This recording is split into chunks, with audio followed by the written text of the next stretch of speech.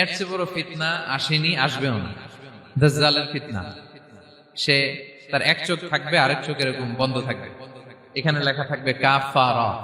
কোনোভাবেই তাকে দমানো যাবে না, হত্যা করা যাবে না। আল্লাহ নবী ঈসা আলাইহিস সালাম তাকে হত্যা করবেন।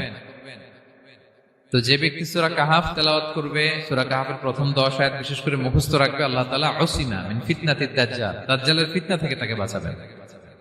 সূরা কাহাফের মধ্যে একটা শব্দ আছে ওয়ালিয়াতালাত্তাফ।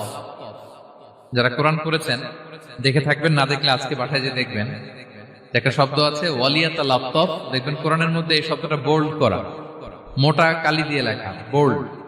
This is the middle of the holy Quran. এটা কোরআনের একেবারে মাঝখানে এই শব্দটা। এর আগে যত আয়াত, তারপরে ঠিক তত আয়াত। সুবহানাল্লাহ বিহামদিহি।